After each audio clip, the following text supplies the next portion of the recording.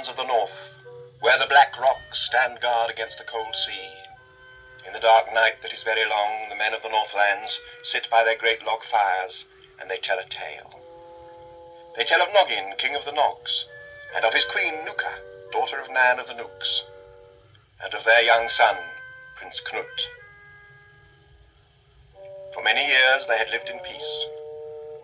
One year the summer was bright, and the autumn was rich and fruitful. The corn was gathered from the fields, and the grain was ground to flour by the wooden windmill on the hill.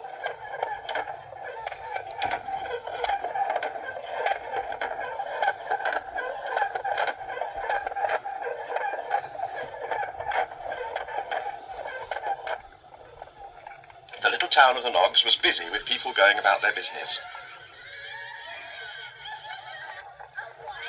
So was the castle gate, where people came and went. Only the clump of fir trees across the green seemed still and serious. Crows were perched on the branches. They were still and silent, and still and silent, hidden among the dark branches, sat another figure, waiting and watching. He was not a crow. He was Nogbad the Bad.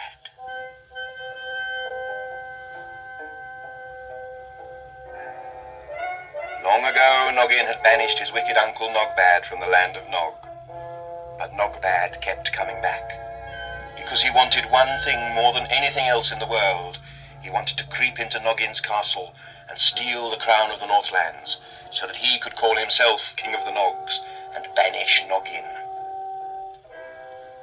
Nogbad watched the castle as a cat watches a mouse hole, but there was no way he could creep in without being seen. The soldiers at each gate knew everybody in the town by name, but even so, they looked closely at everything, and everybody came through.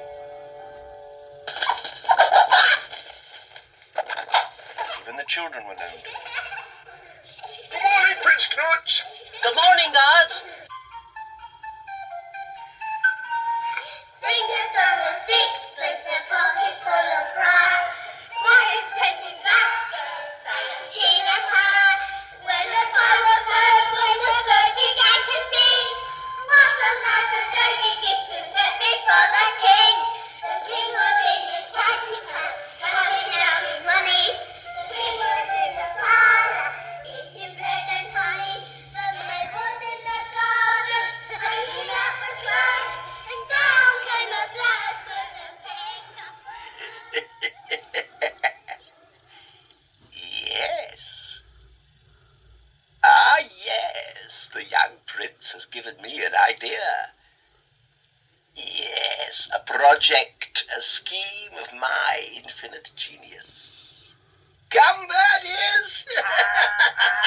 Come, my crows, we have work to do. Come to my black castle on the hill. Come, we shall make a birthday present for somebody.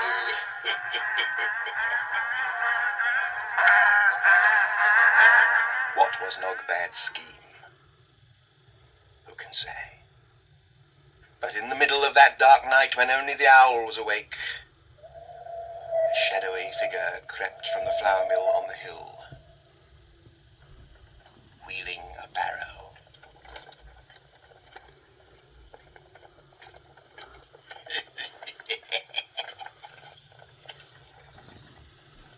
Nobody heard him, and nobody saw him. Not that anybody was looking for him, because a great day was approaching. Soon it would be Noggin's birthday, when everybody would have a holiday. Noggin would give and receive gifts, and there would be a great feast, to which everybody would be invited. Everybody except one. The wicked, scheming Nogbad the Bad, lurking in the ruins of his black castle on the hill. If anybody had passed that castle, they might have noticed something different about it. Smoke and steam rising from the broken chimneys, and perhaps a different smell. Who knows? Nobody ever went near the ruins of Nogbad's castle. It was a bleak place, full of the memories of old wickedness, and black crows perched on the crumbling battlements.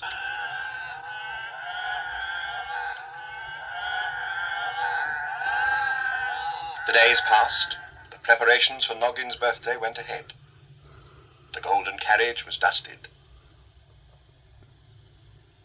Old Fatty the horse was groomed, and his hooves were polished. Huge baskets and barrows of food were wheeled into the castle in preparation for the feast. The castle kitchens were full of activity. Also, why do I have always cutting up onions? Prince Knut often used to wander into the kitchen in search of some small tidbit to eat, but today the head cook was too busy chopping onions to attend to him. If you want something to eat, you find it for yourself. We got too busy today for this feast. Onions.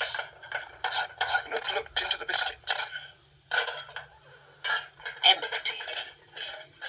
There must be something for a snack somewhere. Look at all these boar's heads. Whole fish in aspic. Steak and kidney puddings. Oh, look, dozens of them. But no jam, no biscuits. Everything's too big. I wonder what's in here.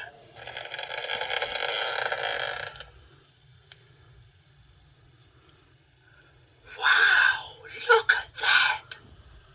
That must be the biggest pie in the whole world.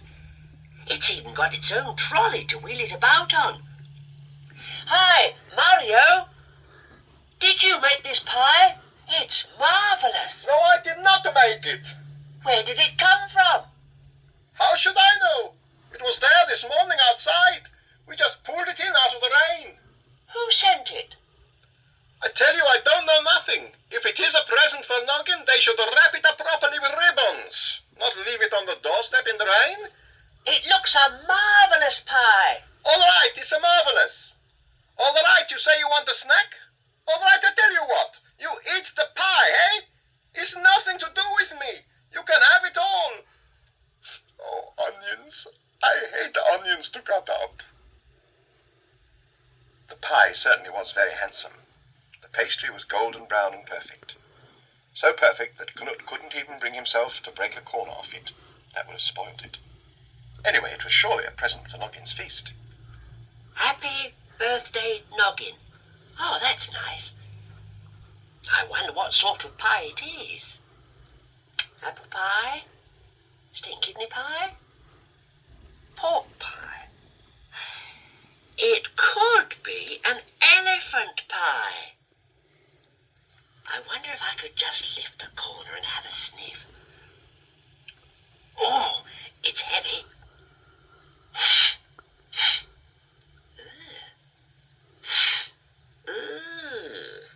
That's not like any pie I've ever smelt before. That doesn't smell like food at all. Oh, I don't know what sort of pie that is, but whatever sort of pie it is, I don't think I like it. It's nasty.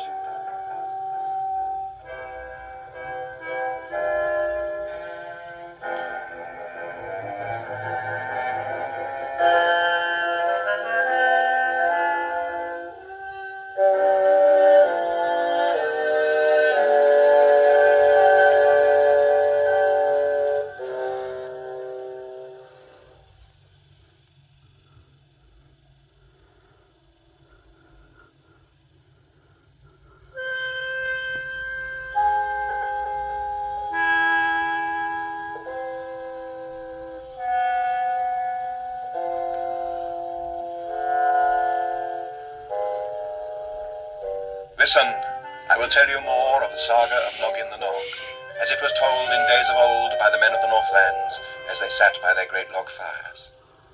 I told you how Nogbad the Bad was lurking in a tree, looking for a way to creep into Noggin's castle to steal the crown of the Northlands. Then he saw Prince Knut and his friends come running out of the castle singing a song. Sing a song of sixpence, a pocket full of rye. For his taking that girl's stay and seen a pie. When the pie was over, when the bird began to sing, what a nice and dirty gift to set before the king. The later, Knut was in the royal kitchens during the preparations for Noggin's birthday feast, when he came across an enormous pie on a trolley. He asked the head cook where it had come from. I tell you, I don't know nothing about it. Somebody left it on the doorstep. If you want a snack, you can have it, all right? It's nothing to do with me. Happy birthday, Noggin. That's nice. I wonder what sort of pie it is. Apple pie? Steak and kidney pie? Pork pie? It could be an elephant pie. I wonder if I could just lift a corner and have a sniff. Oh, it's heavy.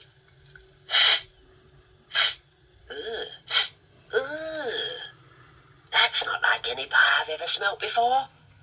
That doesn't smell like food at all. I don't know what sort of pie that is, but whatever sort of pie it is, I don't think I like it. It's nasty. I think I'd better tell Mother. Mother! Mother! Mother! Knut's mother, Queen Nuka, was in the parlour. She was feeding pieces of bread and honey to her canary. Mother, a huge pie has arrived for the feast. What fun! How huge? Oh, vast. So big, it has its own trolley to wheel it about on. Well, fancy that. I wonder what's in it. That's the trouble. I don't like it. Oh, then you needn't have any, dear. I'm sure there will be plenty of other good things to eat. No, there's something odd about the whole pie. Well, no, the outside is perfect. It's what is inside that's worrying me. Well, I'm sure we shall find out what is in it once it is opened. I think you'd better leave it alone till then. What is worrying me now is how to give this canary some bread and honey. He likes it, but the honey makes his beak all sticky. Would you be a good lad and fetch me a little bowl of water? Knut? Oh, he's gone. Knut had gone to speak to Noggin, who was in the counting house on the castle wall. 3,899, 3,900, 3,901, 3,902. You can't go in there. Why not? You know the law, Knut. On his birthday, Noggin the Nog has to count the royal treasury. And you know how good Noggin is at counting and doing sums. Noggin is terrible at counting and doing sums. That's right. So every time somebody interrupts him, he has to start all over again. My orders are not to let anybody in. But this may be important. Oh, what sort of important? An invasion of monsters? A flood? A volcano? No, it's about a pie. A pie? No, I'm sorry. Orders are orders. Nobody goes in till he has finished counting. All right. I'll think of something, I expect. I'm sure you will. Pie, indeed. Knut looked at the pie. He didn't feel like lifting the lid again. He felt frightened of it. Well, that was silly. It was only a pie, even if it was enormous. If it was only a pie. We shall have to find out. Elsa, Grunt, Eric. Yes, Knut, yes? Come to the hay barn over the cowshed. Fetch little Olaf and the others. We must have a meeting. All right. Come on in the hay barn. Olaf, there's a Come on, meeting. meeting. Come on in the hay barn. It's in the barn, a meeting. Oh, no. The hay barn over the cowshed was the place where all the children who lived in the palace would meet. Knut spoke to them. Listen, everybody. We have a problem. A huge pie has arrived for Noggin's birthday feast. That's no problem. I like huge pies. But we need to find out what is inside this one without disturbing it or breaking the crust. What for? I'm not sure. I don't know. I just don't like the smell of it. But how on earth can we find out what's inside it without disturbing it or anything? I have an idea. We do a play. A play? That's right. I'll explain it all later. Now, what I want you to do is fetch musical instruments for a band, and plates, and goblets, and knives. Oh, yes, and we'll need a gong, or something like that. And we'll need a couple of tables, and some chairs, and we'll meet outside the big doors behind the kitchen in about half an hour. Come on, run! They ran. May I borrow this gong, please, Grandma? I don't know. This gong, what will I suppose? Oh, my own music. Hey, come on. It's fixed. Oh, Elsa. these children do run about. Hey, where you been with that? Shan't be a minute. Here is the gong, Knut. Shh! Are we all set? Good. Elsa, Eric, we all know what to do? Yes. Yes. Right then. Noises.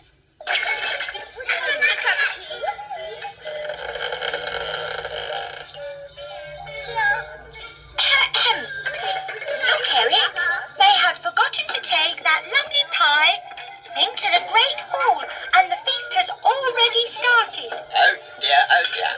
Perhaps we had better put it in there ourselves. Yes, let's do that, shall we? Come on.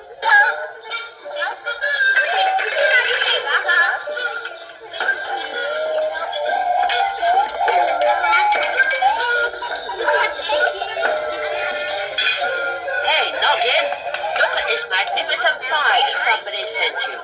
It says, Happy Birthday, Noggin. Happy birthday, Noggin! Happy birthday. Pray silence, everybody. Pray silence while Noggin, Prince of the Nogs, takes his sword and cuts this magnificent pie. Wait for it, birdies. This is the moment. Wait until I say the word. Cut the pie, Noggin.